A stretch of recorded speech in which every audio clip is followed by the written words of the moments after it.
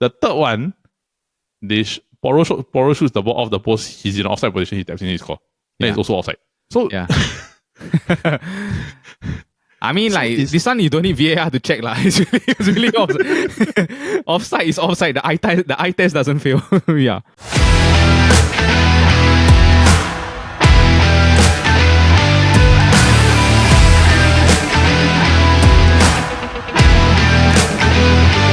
Hello everybody and welcome to another episode of the Futbol Kaki. I am your host Eldet and I am joined by my fellow Kaki bro Midet. Midet, how are you doing? I'm doing good, but I'm guessing I'm not as happy as you. Depends on what you call the definition of happy lah. As you can see, right, Paul's not here this week because Paul's away on a special trip on his own with his friends, I think. So Midet's covering in for Paul, but I just want to throw back to this question, right? What do you mean by happy? Yeah, well, I think you witnessed the Puskas winner firsthand watching the game. Quite easy quite easy to define. I think that goal, the Garnacho goal that we just saw against Everton, the 2nd minute goal, I think it's going to be the clear-cut Puskas winner this year. Do you think? Okay, I don't know yet, but to be honest, right, that is a very Rooney-esque goal. Like, yeah, immediately when I saw the goal, right, it really reminded me of like the Wayne Rooney goal versus Manchester City because it's almost identical spot. Identical corner. It's a bit further out. Is slightly further out, but the difference to me was that okay lah. Like on YouTube, all the comments have been saying like, "Oh, the Rooney one was harder because he was marked by 2 defenders." But technically, if you're trying to pull off a bicycle kick in the middle of the air, right, it's also technically very hard lah. Yeah, I think the main difference with that Rooney goal is the team that they were playing against. Like it was against City. And it was against Richards and company. But this Garnacho goal, right, I think it's the fact that he's so young and that he was very daring to go and try to do something like that.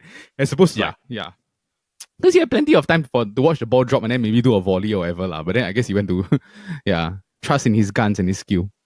Correct. Plus also because that ball had a lot of pace on it, right? It wasn't like the Rooney one. Because I saw that goal, right, I can actually remember the Rooney goal very clearly. So, honestly, right, with this Garnacho goal, right, Dalot whipped the ball in with a lot of pace. There was no like deflection. It was straight to Garnacho's foot. Yeah, correct. So it's for him, right, he has the wherewithal to know that okay, it's behind me. I'm gonna adjust. I'm gonna do the bicycle kick and shoot. Whereas for Rooney's one, right, it was because Nani's cross had a deflection, so it took pace off the ball, right. So Rooney had to adjust and shoot the bicycle kick off lah. Yeah. And it ended up in the back of the net lah. So it was an adjustment for both. But I would say that in terms of technical, right, like I would say the Garnacho one's harder, but the Rooney one is more iconic. Yeah, the Rooney one is more iconic because of competition. The Garnacho, I think the technique is better. Like the way that he, and then it's because he's not, it's because he's also a skinnier frame, right? So it really looks like he's flying in the air lah. Especially you can see the slow motion picture. Do you think that this is the best bicycle kick ever? Okay, I wanted to ask you this, right? Because in the past few years or the past 5 seasons, right, there are 2 other bicycle kicks that are very iconic to everybody. The Gareth Bale one against Liverpool. Yeah, I'm sorry to bring that up as as your Liverpool fan. It's okay. The final sub. And then the Ronaldo one against Juve. The differences, I think both right, is that Gareth Bale's one is because of the timing of the clutch of it. He did it in a European final. Yeah, correct. Ronaldo's one is just pure technique. That one is a clean kick, a clean shot. It's like just purely clean. Do you think that is better than Zlatan's one that he scored against England? Oh yeah, 100%. But the Zlatan one is damn hard to do, leh. It's from damn far, eh. But the thing is that with Zlatan's one, right, keeper's not there, and it's a distance away lah. So you have to get the elevation and the correct drawing. But just that the pace of the ball, right, is a bouncing ball for Zlatan, so he can time it to a point where he can just shoot it and kick. The Rooney, Ronaldo, Bale one is all cross. Yeah, it's so your reaction time is very short. Reaction time is very short. Yeah, I agree. Yeah, I think that I also like the another one was also Emery Chan. He did one once, like the ball's in outside the box, right? Yeah, that was really very nice. But I think if you were to ask me which one looks the nicest, this one I think looks the nicest. Like lah. Yeah, it's just it's against like almost no competition. Yeah, but I think it's a very, very nice goal. I think clear now the start of the season to this point is the best goal scored lah. I think it's the easy 100%. Yeah, easily the best. I do agree. But Lo Celso might say something about it later, but we shall see. Yeah, we'll talk about that later. We'll talk about it later. So, yes, for everybody, welcome to the Futbol Kaki, right? We've already spoken about probably a Puskas winner. For those of you who don't know what Puskas is, basically like FIFA's Goal of the Year award. So it's always given to a lot of unique goals, right? Salah's won, Ronaldo's won, James Rodriguez has won that particular award. So there are a lot of iconic goals that happen in football, but it's just the one that is deemed officially as the goal of the year for Puskas. Aside from that, there were two games that actually happened over this weekend that were actually quite impactful to the top of the EPL table, which is essentially what we call this week's episode called the title race is wide open. Yes. Because it really is very wide open. From top to 6th place, the gap is only 6 points. Yeah, it's really very close. And there's already been a shuffle, all because of the results that have actually happened. So, the two games we're going to talk about is, of course, Man City versus Liverpool. Then, of course, we're going to talk about Spurs and Aston Villa. So, to begin this episode, we're going to talk about Manchester City versus Liverpool at the Etihad Stadium. Final score was 1-1 with goals from Erling Haaland in the first half. And then, of course, Trent Alexander-Arnold made it level with another goal towards the tail end of the second half, just before it reached the 80th minute, right? We both watched the game, and I just want to get your consensus, right? Do you feel it was a game of wasted chances? 1000%. Yeah. I feel like both sides weren't clinical at all. Even Man City's goal was an individual error that... I mean, there was a moment of brilliance by Kaki to go and dribble past everybody and then feed it off to Haaland. Right. But it was Alisson's blunder that led to that goal. Yeah. I think both sides were wasteful in front of goal. I think Liverpool very wasteful in transition. There's a lot of final ball to the last person that didn't make it through or wasted passes and stuff like that. So yeah, I would say that the consensus is that it was a very wasteful game. But it was a very, very tactical game. It was really like a chess, throughout the whole thing when I was watching, observing. Yeah. Do you think the same also? I would say it was tactical. I was a bit more there wasn't... Okay, I feel when I look at the stats, right, the stats are very deceptive to actually how the game played out. So I'm just going to read some stats out for a bit. So overall, right, City had 16 shots, Liverpool had 8, right? City had 5 on target, Liverpool had 3. City had 60% possession, Liverpool had 40% possession. But it didn't feel like that. It felt very how to say when you watch something, right, it felt very clumsy at points. Yes. Very flimsy, very, very okay, they get the ball, they attack, right? Then suddenly out of nowhere, right, it's just one bad chance or a bad tackle or somebody makes a mistake. Alisson made, I think, aside from the goal that led to... No, aside from the mistake that led to Haaland's goal, right, he made he made at least 1 or 2 more mistakes also. Yeah, he miskicked the ball a few times. Yeah, a few times also. Then, in terms of City, right, City got possession, they got into good areas, right? But there wasn't really pure City chances, I would say. It was just more they come up against the wall, then they're just trying to crack or at least Alisson will come up with something. Yeah, I mean, to me, right, it was a very tactical game because I think that from Man City's back line, right, to I would say that the Liverpool final third, it was really watching two teams trying to sort of outwit each other. Because if you notice, what Man City does, right, is that they put 3 centre backs. Then after that, this who's that Akanji will go into midfield. This Ederson, right, he actually slots as the middle centre back when they are in the transition. And then after that, Liverpool also observed that, okay, this is the plan that they're setting, right? So we're not really going to press the front. So what they did is that they kept a box 4 where Nunes, Jones, McAllister, and Szoboszlai, right? There are 4 of them are stuck in the midfield. And then they are just trying to prevent, passing lanes that are very clear for Man City to get in. That's why if you notice possession stats or this, right? This Man City, they have a lot of 91% pass accuracy, but it's 290 were in their own half and stuff like that. Yes. Yeah. It was a lot of sideways. Yeah, it was a lot of sideways, but... A lot of sideways. Yeah, but I gotta say, right, what makes this Man City so good, is this Bernardo Silva, right, is freaking good at getting into positions to grab the ball and then pull it forward. Every time that we've sort of felt okay, we are trapping them, right, they'll just feed it to Bernardo, he'll move to the side as maybe the left wing back, or he'll go into the pocket that is just behind the midfielder. And then he'll be able to get the ball and after that drive it forward. And then I don't know if you noticed this also, right? They were clearly letting Doku like run against Trent, like the first half. Yeah. They gave him, I think, he had like a record 88 touches from the wing. That's like an insane amount of like touches. I felt it was a very chess game. And then after Liverpool, right, what they were trying to do is that they were trying to find the right timing to sort of break. So that's why if you notice, right, it felt like very 50-50 because Man City, they have a lot of possession, but then Liverpool, they were like just burst like very fast to the other side. So that's why I felt. Maybe it felt on paper, and when you look at it, it's different. Maybe that's why. But I also can understand why they will give the ball to Doku to go against TAA because TAA defensively is not his strength. Like it's really not his strength. Yeah. So if you have Doku, right, who he's very quick with his feet. He's also a very good thinker, right? And we said this, me and Paul, before, right? Is that Doku's a type of dribbler whereby it looks like the ball is not moving. He's not moving a lot, right? But the ball's actually moving closer and closer to goal. Yes, correct. Yeah. So it's like some dribblers, right? They will drift, right? Then they will move, right? But they're naturally either staying at the same position or they're only moving sideways, right? Doku's the type of dribbler, right? Where it looks like he's not doing a lot of movements, but the ball's actually moving towards the goal and it's moving closer and closer.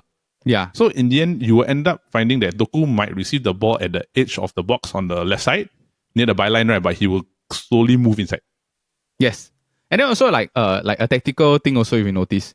What they did, right, Liverpool, is that they put Szoboszlai, Salah, and their responsibility defensively, right? Every time that Doku is like one-on-one, right, they come immediately blocks the inside channel so that Doku will not be able to like have an in-way, like two avenues to go and cut into the lane. So what they did, right, this City was damn smart also, is that they will just drag this Bernardo Silva to that area. They'll do 1-2s, right? And then they'll pull the other help away. So that eventually this Doku can be one-on-one against Trent. I think it was very, very like very tactical. Like I just observed the whole game. I was like, wow, this Guardiola very annoying. Like this small intricate stuff. It's also because like Guardiola's like philosophy of football, right? And you can see actually the one that is actually very good at doing what you just said, right? Is actually John Stones. Yeah, like, correct. What Stones does, right? And I can't remember what I think is like a quick bounce pass or something like that, right? Is that he will take the ball in a pivot. Then the thing is that with City, right, and Guardiola's philosophy, there's always a passing triangle, So it's always three players within a triangle. Yeah. So what Stones does, right? He will pass the ball towards a defender, right? No, a player, right? Then that draws the defender out towards him. So he will do that, right? Then he will get the ball back, right? He'll pass it to the other side. So by the time he passes it to the other person, right, two defenders are drawn out. There's one very big lane open up in the middle. Then they will just run through. Yeah, correct. Yeah. So it's like the bread and butter of Manchester City, right? It's very subtle, but you have to really look at it and go like, oh, that's actually very smart. So what that does, right, is that basically it allows them to filter chances into the box. Yeah. Into the box, right? But the way they got the goal didn't actually happen that way. Yeah, it didn't happen that way. Yeah, but that's how football works. It didn't happen that way, right? And you can understand why people attack Trent, why they wanted Doku to attack Trent, right? Because of the way Trent defended against Ake. It's literally like half-hearted tackle, then Ake just dribble past him and Szoboszlai, pass to Haaland, go 1-0. But I think moving towards like the other part of the game, right? The Trent goal itself, I felt that City, they didn't react fast enough. Yeah, but it was they're very nonchalant in the build-up. I feel like yes and no. It was a lot like pinging here and there. I was also shocked that Salah got assist like randomly just feed the ball to Trent. FPL, all your people have Salah in your team good. But I think that the strike was quite clean and it was in midst of a few defenders. So I think that they did a good job actually trying to block the lane. But it's just one of those like clean shot then managed to find the bottom left corner. I kind of like feel that like I look back at it, right? Like, cause when you watch the game, right, it was like, oh, that's a nice strike. But then when you look back at it, I felt that Bernardo Silva could have done a bit more. Like he went in very half-heartedly. Yeah. Cause it was Julian Alvarez and Bernardo Silva. So Alvarez really tried to go at it, right? But Bernardo Silva, right, he go in, right, then he put his hands behind his back. Then he tried to push the ball, right? Mm-hmm. Then Trent just shot the ball. So essentially, because Bernardo didn't react, right, that small gap was what Trent shot the ball through. Yeah. Then it went right into the corner for equalizer. Yeah. Overall, small percentages. Yeah. Small percentages, right? And then if we move towards the later part of the game, right? Prior to this, Alisson saved Liverpool. Yeah. Prior to the equalizer. Yeah. Like the double save. Yeah. Was it the double save? Or no, it was the Trent save. Not the Trent save, the Haaland save. Yeah, the Haaland save. There was also Haaland one that save lah. Foden did where it was like the bottom left, after like Alisson dived like far to go and block it lah. Yeah. Yeah. It's, So it's reasons like this why I think he's really the best goalkeeper now. yeah, it's like once in a while, right? He'll have those like a bit clumsy moments, but Yes. it's not. It's very very rare. Like it's like maybe like once like maybe 20, 30 games, then he makes these type of mistakes. But yeah, like you have to take the good with the bad. I mean, he's like 95% of the time he's the best keeper in the world. So yeah, like, I can't complain. Yeah. Yeah, and he did well, but overall, right, this game, like towards the end, everything was alright, right? Then Haaland nearly nicked it at the end. Yeah, almost nicked it at the end. Yeah. and I think that was good defending from Matip, because Matip really jumped very high just to try to meet the ball with Haaland, right? I think if Matip didn't get there, Haaland scores it. Yeah, he scores 1000%. Yeah, that's why he's a clinical finisher, one of the best in the world. Yeah, the fastest to reach 50 in EPL history. Insane, really very very fast. I think so fast. Yeah. But how this affects the table is that basically because they drew, right, Arsenal goes top because of their victory, and then City moved to second, and then Liverpool. I think Liverpool dropped to third. You guys were second prior to the weekend, right?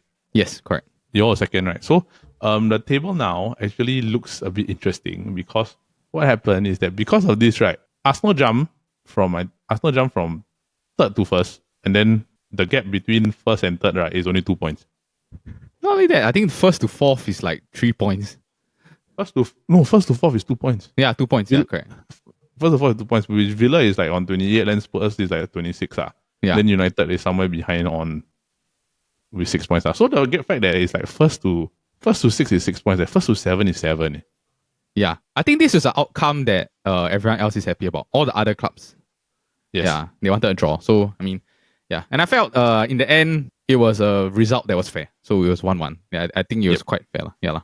Yeah, that's how football works. I think like if you're neutral, you can't really say that it's one should have won or the other should have won. You're just like, oh, it just ended up the way people would expect it to be lah. Yeah, correct. Like I think for me it was a fair result. Like so, because of that, City go into their next game, no longer top of the table lah. Which we are going to talk about now is their opponent for next week, Spurs versus Aston Villa. Oh. So this game, right? It's fun game. Wow. The score is only 2-1. Aston Villa beat Spurs 2-1, right? Handing Spurs their third consecutive defeat. But there's no way this game should have ended 2-1. Yes and no. I think that very interesting. Okay, I like the fact that these two teams, right, they play high lines. It's very fun and exciting to watch. But it's also like there is bound to be like a countless amount of offsides. I think Son is the first player to get like a hat-trick offside I've ever seen. I was like, bro, how many times you gonna be offside? But I want to ask you, do you think that all the offside calls were correct? Yes. I thought all of them were correct. So in the end, like the outcome, I mean, you say it as it is, like, okay, like, oh, he should have scored more goals or whatever, right? But in the end, the outcomes were correct. So I feel in the end, the end result 2-1 fair lah. But I got this question, right? So was he too eager to try to get the goal? That's my question. Because Spurs are on a 3-game losing streak, and they don't have Maddison, they don't have Van der Ven. Yeah. So because of the fact that like he's offside 3 times, right? He's in positions where as a striker or as an attacker, right, he's in the right position. Like he's actually correct. So like the first goal whereby they push the through ball through from Højbjerg, right? Yeah. If he had traveled on the line, right, he's got the pace to go one-on-one and score. Easily. That's not a problem. The second one, he was offside in the first place. Yeah. When the ball went to Brennan Johnson, right? Then Brennan Johnson squared to him, right? When Brennan Johnson squared to him, right, he's actually onside because he's behind. But Brennan Johnson is offside. Correct. But Brennan Johnson is offside. So either way, he's offside. The third one, Porro shoots the ball off the post. He's in offside position. He taps in his score. Then it's also offside. So yeah. I mean, like this one, you don't need VAR to check lah. It's really offside. Offside is offside. The eye test doesn't fail. Yeah. Correct. But I mean, like for me, I can't help but think, right? Like with Son, if they were like not as bad a dip they are now, right? I think he would have probably been less eager to actually try to get a goal. So then those goals would actually be turned into something. He would have at least gotten 2. Yeah. Yeah, he would have gotten 2, and I also think like if Maddison was there, maybe the timing of the passes would have been a bit better, or maybe Yep. he wouldn't have like force fed the pass lah. Yep. You know, Yep. that's why they're missing Madison. But I'm gonna say also, right, defensively they really miss the Vander Veen, right? Correct? The Van der Ven. Vander Ven, yeah, Vander Ven, yeah. Yep. Because for them to play Emerson Royal at centre back, and then for them to have Dyer on the bench, and Dyer doesn't even have a chance, right? Shows the amount of confidence this Postecoglou has on like this Dyer lah. So it's a Dyer situation in the moment at the centre back. I just think like the first part they crossed the ball in like immediately after the first goal, right? Do you remember? Yes. And then Watkins was offside. Yeah. Yep. That one is like if Royale, right? He's really not fit to be a centre back. No, then and the thing is that as a striker, right, Ollie Watkins is in the right spot. Yeah, he's in the right spot. He's in between the two defenders, right, and directly in between the goalkeeper. The cross was perfect. Like if Ollie Watkins was onside, right, that's a brilliant goal. Yeah. And the concern that I had within that situation was because literally it's immediately after the kickoff from the goal that Spurs got it, the Lo Celso goal. Yeah. So if the reaction is that quick, and if Watkins holds his run for just a bit longer, right, it's 1-1 within 1 minute. Yeah. Yeah, I agree. Yeah. So defensively, right, like one of the things I noted down was that defensively they look very shaky. Like really very, very shaky. Yes. Because one example is the Watkins one, right? The other example is the way they considered the first goal. Yeah, I was gonna go into that. Yeah, you can go ahead first. Yeah. Like so, the first goal, right? Okay. Ruiz did David Beckham-esque. It was an unreal pass. It was a ridiculous pass. It was mad. Yeah. It is like it reminded me of the like what I've always said was my favorite assist from David Beckham, right? Was the pass to Ronaldo from the middle of the field. Yeah, correct. Like it was literally similar and identical, right? The problem I have with that, right, was because although the pass was unreal, right, there is no way as a defense, right, you should have considered a goal from there. Yeah, from them far out. Yeah. It's super far out, and the header is before the penalty spot. Yeah, correct. So as a defense, you got no excuse. That shouldn't even have been a goal. Yeah, and then Pau Torres, right? He was like barely marked lah. As in, marked for the sake of being marked, but it wasn't really like trying to challenge him or anything like that. Yeah, great goal and a great cross lah. I think yeah. Yeah, so it's like what you say, like the defender. Oh, I'm there. I'm close. But it's like Pau Torres, right? To get the amount of power on the header, right? It's like as if like it's a free header, like. Yeah, I agree. Yeah. So then of course you go to Son's all his disallowed goals, which we already talked about. Then the goal that Watkins scores, right? Again, defensive problem. Yeah, correct. You gave Tielemans too much time, and when Watkins got the ball, nobody closed him down. Yeah. And Watkins didn't even shoot the ball like properly. It's like he scuffed the shot. Yeah, he scuffed it lah, but it was good enough to go in the net. So that's the main default. So like defensive issues, like with Romero and Van der Ven, they were better. Yes, but I think that Romero is becoming a handball liability. Yes, he's becoming a handball liability, and I also think it's because correct me if I'm wrong, but Romero he moved to the left side of the centre back, right? Because Emerson Royal is playing on the right one. Yeah. Yeah. Which is not his natural position. I think was it Davies that started?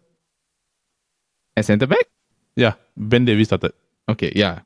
So like in terms of the height, positioning, all this, I feel that Romero, he's good when there's another quality centre back to pair with lah. But if you are gonna ask him to go and like one person individually go and do everything, it's a bit hard.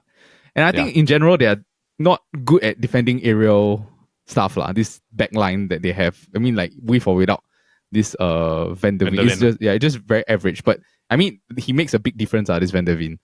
Yeah. I just want to shout out, right? This we were mentioning about him. This Douglas Luiz, right? I thought he had like a great game. He had 66 touches, 90 Yeah, 50% crosses accuracy, 83% long ball passes. He also had like 7 recoveries in the game. I thought he was all over the pitch. And I just want to ask you before we like wrap up this part, right? Do you think that Villa can sustain top 4?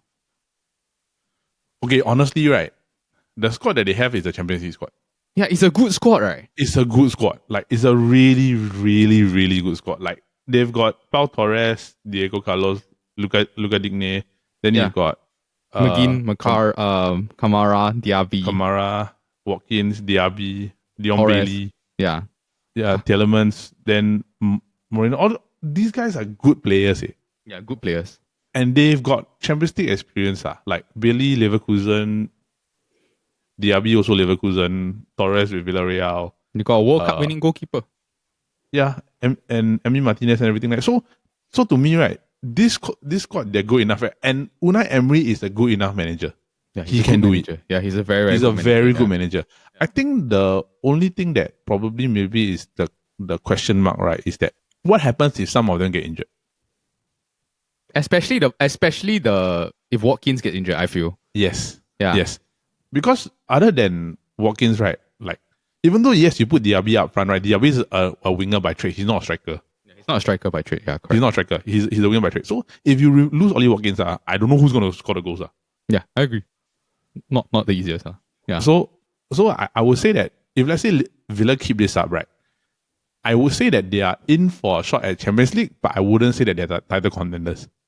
Yeah, no, I definitely don't think that they'll be fighting for the title, but Yep. they are going to be in contention for top 4. I think that they might have a chance to nick it over Tottenham, Or the 4th spot. Yeah, and the 4th spot. Initially, when we start the season, I was thinking Newcastle or Tottenham, or even Man United, these 3. But yeah, I think it's looking more towards Aston Villa. They're going to be consistently fighting for top 4. Yeah. And Newcastle, it's very weird. Newcastle this year, they are not as consistent as I thought they would be. Yeah. They will have one or a good game and everything, then they will suddenly just they'll smash Chelsea 4-1. And then they'll be like, huh? What do you do? And the thing is that they beat PSG. Yeah. So the quality of the squad is there. Yeah. The quality of the squad is there. It's just that they're not as consistent as where they used to be. And then I have no idea how many United won 5 out of 6. Yeah. Yeah. If there's in the end of the day, a win is a win. So, yeah. Yep. But I don't think that they'll be able to maintain the wins because the performances have not equated to the win. I think it's just more, they make the best of the poor opposition. Right. And then if you I saw this stat, right? I think it was Sky that put the XG rated, right? For the most underperforming attackers, right, with the versus XG ratio, right? Number 1 is Marcus Rashford, number 2 is Højlund.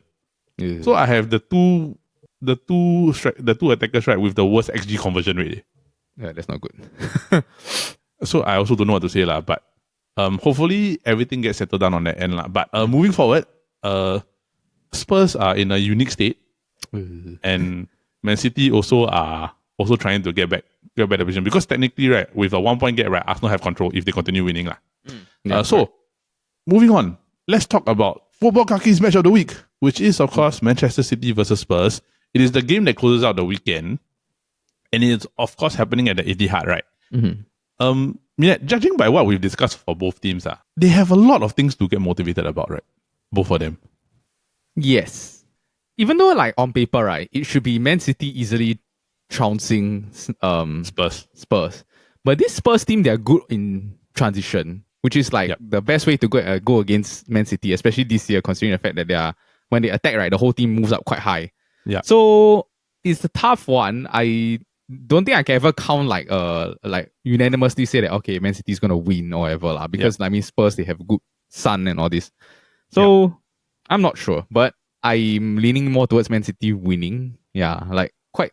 And I think if they control the game properly, right, they should win quite easily. I think. Yeah. Do you feel the same? Agree, but I'm leaning towards City, right? But the thing is that I also don't question or discount Spurs because Spurs, right, their motivation is I need to snap this 3-game losing streak. Mm-hmm.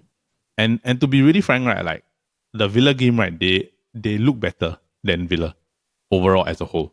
Yeah. It's just that they probably what we discussed earlier, maybe a bit too eager, no discipline in terms of positioning and basically waiting for the right time to actually move into position. Mm-hmm. The only things that I'm a bit wary about, right, is because if you play too high a line, Postecoglou played 9-man against Chelsea, right? Then they played the defense line very high almost. line, It's a very high line. City is good at transition also. Yes. So it can be a double-edged sword, that high line. Like I can move transition up, right? But if I don't do it properly, right, and with the state of this Spurs defense, right, they can get really whacked. Yeah, I agree. 1000%. Like they can get obliterated one. Yeah. And especially like imagine like Doku, Haaland, all this like going up against that, it's just not easy lah. Yeah. Yeah. The only thing is that I feel that Son is the X factor for Spurs, right? Yeah, because like Son is always given City a bit of like issues lah. So yeah, that's the thing lah. Yeah. Plus also right, like you mentioned with Doku, right? I think Doku, okay, aside from Son, right? I think Doku is one that he can do very well in transition also because he's got good passing ability also. Yeah, and that's what I think, right? I think with Spurs, right? Son is the X factor. He's always going to perform well, right? But if City do end up tactically finding a game plan for Spurs, right? Spurs might actually struggle. Son might not even get a shot or a chance. If City really execute game plan to perfection, yeah, it might happen. Which is basically what happens is when Madison's out, what do? If Son's not scoring goals, right? Since Kane is not there, what are you going to do? Is that age-old question about Spurs lah? Yeah. So, what we will do now, I think, you got anything else to add? No, I think it'll be quite a fun game lah. It'll just be two different styles lah, but we'll get to see lor. Correct. And also last to there is that City want to regain top spot. So to regain top spot, you still got to win. And City when they get frustrated or when they get annoyed, they're quite ruthless. Yeah. Yeah. So moving on, what we're gonna do is of course our match predictions for the Futbol Kaki match of the week. Now, for the past 2 weeks, right, we've been doing this competition between me and Paul, whereby we predict the match results, and then of course the winner gets a point. So how we do this, right, is that we've agreed there's no such thing as a draw. If you predict a scoreline that is exactly the same scoreline, you get 2 points. That's clear. But if you predict a scoreline and it's not the exact result, the one closest to the scoreline gets the 1 point lah. And under wins. So meaning, for example, right, under wins meaning that like take what happened last week. To brief this up, right, Paul gets the point, right, because Paul predicted a 2-2 draw, final score was 1-1. I predicted a 3-2 to Man City, right? But because Paul got the draw, and then the amount of goals considered was closer, right? 2-2 is closer to 1-1 than 3-2 is closer to 1-1. Correct. Okay. Yeah. Yeah. So Paul gets the 1 point lah. Okay. So essentially in 2 weeks, right, I am 2-0 down. Oh, that's not good. That's a bit disappointing. Yeah. So because Paul's not here, right, mean that you are going to do this on behalf of Paul, right? And Paul has no say whether he can agree or not because he's not here. So we're just gonna do that, right? So what is your match prediction? 12-6, no. I think it will be 3-1 Man City. 3-1 to Man City, yeah? Yeah. Okay, 3-1 to Man City. So Media's prediction is 3-1 to Man City. Now, before we move on, right, we must understand and let everybody what's at stake here, right? So the agreement at the end of the season, right, and this affects also whether Media gets his prediction right or wrong, right, is that the loser has to get either a $70 gift or a cap of $70, right? Or treat the winner, right, to a dinner worth $17 at minimum. Okay. Okay. So meaning that somebody's gonna lose $17 or more lah. $70 or more, right? So Media's prediction is 3-1. What's yours?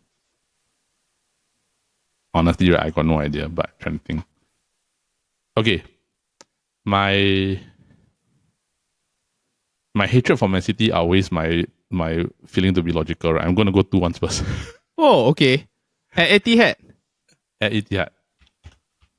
Okay, if you're right, I'll buy you something worth $17. No, $17, not $70, $17. Yeah, okay. Yeah, it's a very bold prediction, so we shall see.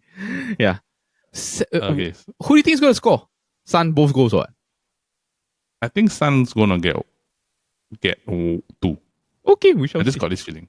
But then again, right, usually my predictions have always ended up being wrong lah. I probably, looking back at my EPL prediction, right, I probably think I'm gonna fork out the Korean barbecue also.